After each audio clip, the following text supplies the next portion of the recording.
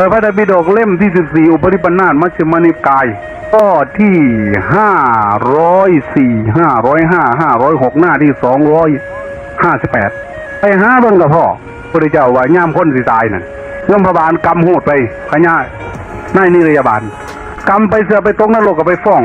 พญายมทุกคนหมอนี่บ่เลี้ยงพ่อเลี้ยงแม่นางนี้ไม่เลี้ยงพ่อเลี้ยงแม่เพราะนั้นบ่สิตกนรกก่อนหมู่นั่นที่ขึ้นสวรรค์ก็คือเก่าอีกนางนี้เลี้ยงพ่อเลี้ยงแม่นายนี้เลี้ยงพ่อเลี้ยงแม่ต้องไปวัดก็ได้พ่อแม่นางจันเทินอยู่เฮือนผลคำว่าเลี้ยงพ่อเลี้ยงแม่มีความหมายมากเพราะมันเลี้ยงแต่ทั้งปากได้ให้เพิ่นกินน้ำกันยังเลี้ยงยากเลี้ยงพ่อเลี้ยงแม่เลี้ยงทั้งกายเลี้ยงทั้งใจเลี้ยงกายนี่เลี้ยงบ่ยากเด้อเท่าแห้งเลี้ยงง่ายแล้วสิกินยังหลายว่าโวกแขวก็โวพ่อแขว2-3เล่ม1ทั้งลุมทั้งทึงเลี้ยงบ่ยากก็แก้มก็โวพ่อแก้มแขวก็โวพ่อแขวทั้งลุมทั้งทึงเหลือ2-3เล่มแล้วสิกินยังได้หลาย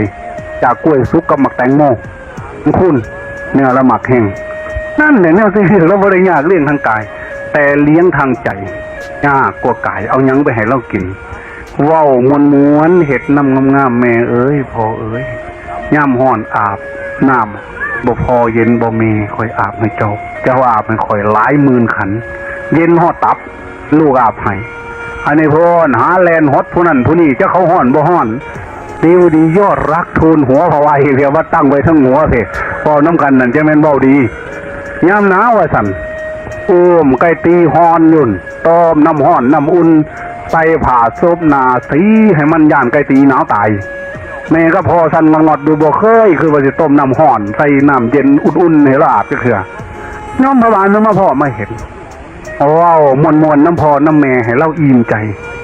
อันนี้เอ้ยเจ้าเหนียวเอาหลายนี่เขาหมดจักรีบก็แดดโลกเพราะว่าเขาเอิ้นทั้งผู้ไทยเกิดแต่แห้งกินมังเงี้ยววนอยู่ซื่อๆสมบูรณ์เท่านี่เพราะว่านี่แควก็ไว้ทะยำเชี่ยวหมางงามๆแง่ๆผันจะจมร้ายเพราะว่าล่าผู้วังสังกัญญาที่เหลือเล่าเท่าแล้วเลี้ยงมันแต่หน่อยคุ้นเท่ากับบ่มีลูกบ่ยำเยงหย่านบุญคุ้นพ่อแม่เหือดเขิดหายจาขาดาเทียงไม่ยังสิการเลี้ยงพ่อเลี้ยงแม่น่ะบ่แม่นว่าเฮาสิไปเลี้ยงแต่เขาแต่น้ำเลี้ยงบ่ยากเด้อเขาเจ้ายังเฒ่าแล้วกินก็บ่หลายเลี้ยงใจคันเพิ่นเว้าจังได๋ให้ฟัง